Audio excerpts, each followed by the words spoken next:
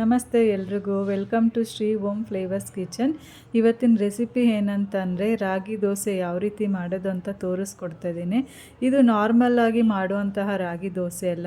ಈ ರಾಗಿ ದೋಸೆ ಮಾಡೋದಕ್ಕೆ ನಾನು ಬಳಸ್ತಾ ಇರೋಂತಹ ಸ್ಪೆಷಲ್ ಇಂಗ್ರೀಡಿಯೆಂಟ್ಸ್ ಏನಂತಂದರೆ ಬಾಯ್ಲ್ಡ್ ಅಕ್ಕಿ. ಇದು ಮಂಗಳೂರಲ್ಲಿ ಸಿಗುವಂತಹ ಬಾಯ್ಲ್ಡ್ ರೈಸು. ಈ ರೈಸ್ನ ನಾನಿಲ್ಲಿ 1 ಪಾವ್ ಆಗುವಷ್ಟು ತೊಗೊಂಡಿದ್ದೀನಿ. ಸೊ ಈ ಅಕ್ಕಿ ತಿನ್ನೋದ್ರಿಂದ ನಮಗೆ ಫೈಬರ್ ಅಂಶ ಸಿಗುತ್ತೆ, ಶುಗರು ಕೂಡ ಸ್ವಲ್ಪ ಕಂಟ್ರೋಲ್ ಆಗುತ್ತೆ. ನೀವು ಕೂಡ ಈ ರೆಸಿಪಿನ ಟ್ರೈ ಮಾಡಿ. ನಾನಿಲ್ಲಿ 1 ಗ್ಲಾಸ್ ಆಗೋಷ್ಟು ಬಾಯ್ಲ್ಡ್ ರೈಸ್ ತೊಗೊಂಡಿದ್ದೀನಿ, 3 ಇಡಿ ಆಗೋಷ್ಟು ಕಡಲೆಬೇಳೆ ತೊಗೊಂಡಿದ್ದೀನಿ, ಹಾಗೆಯೇ 3 ಇಡಿ ಆಗೋಷ್ಟು ಉದ್ದಿನ ಕಾಳನ್ನ ಸೇರಿಸ್ಕೊಳ್ತಾ ಇದ್ದೀನಿ. 1 ದೊಡ್ಡ ಟೀ ಸ್ಪೂನ್ ಆಗುವಷ್ಟು ಮೆಂತ್ಯ ಕಾಳನ್ನ ಸೇರಿಸ್ಕೊಂಡು 4ರಿಂದ 5 ಸರಿ ಇದನ್ನು ಚೆನ್ನಾಗಿ ತೊಳೆದಿಟ್ಕೊಂಡು 6 ಗಂಟೆಗಳ ಕಾಲ ಇದನ್ನು ನೆನೆಯೋಕ್ಕೆ ಬಿಡ್ತೀನಿ. ಸೊ ಇದೆಲ್ಲ ನೆಂದಿದೆ 6 ಗಂಟೆಗಳ ಕಾಲ. ಸೊ ಈಗ ಇನ್ನೇನು ರುಬ್ಬಕ್ಕೆ ಇನ್ನೊಂದು 5 ಮಿನಿಟ್ಸ್ ಇದೆ ಅನ್ಬೇಕಾದ್ರೆ ನಾನು 2 ಗ್ಲಾಸ್ ಆಗುವಷ್ಟು ರಾಗಿ ಹಿಟ್ಟು ತೊಗೊಂಡಿದ್ದೀನಿ. ಅದಕ್ಕೆ ಈಗ ಬೇಕಾಗಿರೋಷ್ಟು ನೀರು ಹಾಕ್ಕೊಂಡು ಮಿಕ್ಸ್ ಮಾಡ್ಕೊಳ್ತೀನಿ. ಸ್ವಲ್ಪನೇ ನೀರು ಹಾಕ್ಕೊಂಡು ಮಿಕ್ಸ್ ಮಾಡ್ಕೊಳ್ಳಿ. ಒಂದೇ ಸರಿ ನೀರು ಹಾಕಿ ಮಿಕ್ಸ್ ಮಾಡ್ಕೊಳ್ಳೋದ್ರಿಂದ ಅದ್ರ ಕನ್ಸಿಸ್ಟೆನ್ಸಿ ತೆಳು ಆದರೂ ಆಗಿಬಿಡುತ್ತೆ. ಸೊ ತೆಳು ಆದರೆ ಮತ್ತೆ ನೀವು ಅಡಿಷ್ನಲ್ ಆಗಿ ರಾಗಿ ಹಿಟ್ಟು ಹಾಕಬೇಕಾಗಿರುತ್ತೆ. ಸೊ ಇಲ್ಲಿ ನಾವು ಸ್ವಲ್ಪನೇ ನೀರು ಹಾಕಿ ನಮಗೆ ಬೇಕಾಗಿರೋ ಕನ್ಸಿಸ್ಟೆನ್ಸಿಲಿ ನಾವಿಲ್ಲಿ ಮಿಕ್ಸ್ ಮಾಡ್ಕೊಳ್ತಾ ಇದ್ದೀವಿ. ತುಂಬ ಗಟ್ಟಿನೂ ಬೇಡ, ತುಂಬ ತೆಳುನೂ ಬೇಡ. ರೊಟ್ಟಿ ಹಿಟ್ಟಿಗಿಂತ ಸ್ವಲ್ಪ ತೆಳುವಾಗೆ ಇಲ್ಲಿ ಮಾಡ್ಕೊಳ್ತಾ ಇದ್ದೀವಿ. ಇದಕ್ಕೆ ನಾನು ಸ್ವಲ್ಪ ರೈಸು ಕೂಡ ಸೇರಿಸ್ತಾ ಇದ್ದೀನಿ. ಈಗ ಏನು ನಾವು ನೆನೆಯೋಕ್ಕೆ ಇಟ್ಟಿದ್ವೋ ಆ ಇಂಗ್ರೀಡಿಯೆಂಟ್ಸ್ನೆಲ್ಲ ಫಸ್ಟು ನಾನು ಗ್ರೈಂಡ್ ಮಾಡ್ಕೊಳ್ತೀನಿ. ಸೊ ಇದು ಬಾಯ್ಲ್ಡ್ ರೈಸ್ ಹಾಕಿರೋದ್ರಿಂದ ಸ್ವಲ್ಪ ನೀರು ಹಾಕಿ ಚೆನ್ನಾಗೆ ಫಸ್ಟು ಗ್ರೈಂಡ್ ಮಾಡ್ಕೋಬೇಕು. ಅದಾದಮೇಲೆ ನಾನು ತೆಗೆದಿಟ್ಟಿರೋ ಅಂತಹ ರೈಸು ಹಾಗೆಯೇ ರಾಗಿ ಹಿಟ್ಟನ್ನ ಮಿಶ್ರಣ ಮಾಡಿ ಇಟ್ಕೊಂಡಿದ್ವಲ್ಲ ಅದನ್ನ ಇವಾಗ ಸೇರಿಸ್ಕೊಳ್ತಾ ಇದ್ದೀವಿ. ನೋಡಿ, ಈ ರೀತಿಯಾಗಿ ರುಬ್ಕೊಂಡು ಬಂದಿದ್ದೀವಿ. ನೀಟಾಗೆ ಪೇಸ್ಟಾಗೆ ನುಣ್ಣಗಾಗಿದೆ ಇದು.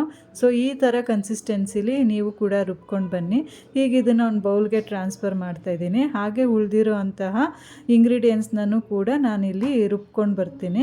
ಉಳಿದಿರೋ ಅಂಥ ಮಿಶ್ರಣನೂ ಎಲ್ಲ ಕೂಡ ರುಬ್ಬಾಗಿದೆ. ಸೊ ಆ ಮಿಕ್ಸಿ ಜಾರಿಗೆ ಒಂದು ಅರ್ಧ ಗ್ಲಾಸಷ್ಟು ನೀರು ಹಾಕಿ ಅದರಲ್ಲಿ ಅಂಟಿರೋ ಅಂತಹ ಮಿಶ್ರಣನೂ ಕೂಡ ಇದಕ್ಕೆ ಸೇರಿಸ್ಕೊಳ್ತಾ ಇದ್ದೀನಿ. ಇದಕ್ಕೆ ಈಗ ರುಚಿಗೆ ತಕ್ಕಷ್ಟು ಉಪ್ಪು ಹಾಕಿ ನೀಟಾಗಿ ಕಲಿಸ್ಕೊಂಡು ಬರ್ತಾಯಿದ್ದೀನಿ. ಈ ರೀತಿಯಾಗಿ ಕನ್ಸಿಸ್ಟೆನ್ಸಿ ಇರಬೇಕು. ಸೊ ಈಗ ಇದು ಲಿಡ್ಡು ಕ್ಲೋಸ್ ಮಾಡಿ ಓವರ್ ನೈಟ್ ಬಿಡ್ತೀನಿ. ಬೆಳಗ್ಗೆ ನೋಡೋಣ ಇದು ಎಷ್ಟು ಉಕ್ಕು ಬಂದಿರುತ್ತೆ, ಹುಳಿ ಬಂದಿರುತ್ತೆ ಅಂತ. ನೋಡಿ, ಈ ಲಿಡ್ಡು ಫುಲ್ಲು ಕವರ್ ಆಗಿದೆ, ಮೇಲ್ಗಡೆಯಿಂದನೇ ಕಾಣಿಸ್ತಾ ಇದೆ. ಈಗ ಲಿಡ್ಡು ಓಪನ್ ಮಾಡ್ತಾಯಿದ್ದೀನಿ. ಸೊ ಇದು ಎಷ್ಟು ನೀಟಾಗೆ ಹುಳಿ ಬಂದಿದೆ. ಇದಕ್ಕೆ ನಾನು ಯಾವುದೇ ರೀತಿಯ ಸೋಡಾ ಏನೂ ಸೇರಿಸಿಲ್ಲ. ಸೊ ಅದೇನು ಹುಳಿ ಬಂದಿರುತ್ತೋ ಅಷ್ಟೇ. ನಾನು ಮಾಡೋವಂಥ ಇಡ್ಲಿ ದೋಸೆಗೆ ನಾನು ಯಾವುದೇ ಕಾರಣಕ್ಕೂ ಸೋಡಾನೇ ಸೇರಿಸೋದಿಲ್ಲ.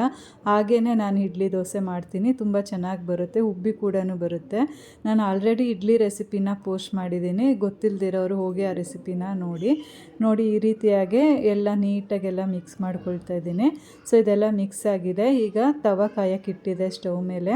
ತವನೂ ಕೂಡ ಕಾಯ್ದಿದೆ. ಬನ್ನಿ ಈಗ ದೋಸೆ ಹಾಕ್ಕೊಳ್ಳೋಣ. ತವಾಗೆ ಸ್ವಲ್ಪ ನೀರು ಹಾಕಿ ಒಂದು ಒಣ ಬಟ್ಟೆಲಿ ಅದನ್ನು ಒರೆಸ್ಕೊಂಡು 1 ಸೌಟ್ ಹಿಟ್ಟು ತವ ಮೇಲೆ ಹಾಕಿ ನೀಟಾಗೆ ದೋಸೆ ಹಾಕ್ಕೊಳ್ತಾ ಇದ್ದೀನಿ. ಸೊ ದೋಸೆ ಎಲ್ಲ ಈ ರೀತಿ ಹಾಕ್ಕೊಂಡಾದ್ಮೇಲೆ ಇದಕ್ಕೀಗ ಸ್ವಲ್ಪ ಎಣ್ಣೆ ಸೇರಿಸ್ಕೊಳ್ತಾ ಇದ್ದೀನಿ.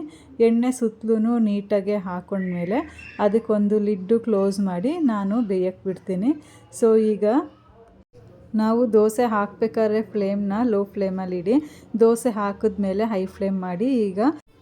ಈಗ ದೋಸೆ ಬೆಂದಿದೆ. ನೋಡಿ ಯಾವ ರೀತಿಯಾಗಿ ತೆಳುಗೆ ಎಷ್ಟು ಕ್ರಿಸ್ಪಿಯಾಗಿ ಸಾಫ್ಟಾಗಿ ಬಂದಿದೆ ಅಂತ. ಈ ರೀತಿಯಾದ ಹೆಲ್ದಿ ದೋಸೆನ ನೀವು ಮನೆಯಲ್ಲಿ ಮಾಡಿ ಹೇಗಿತ್ತು ಅಂತ ಕಮೆಂಟ್ ಮೂಲಕ ತಿಳಿಸಿ.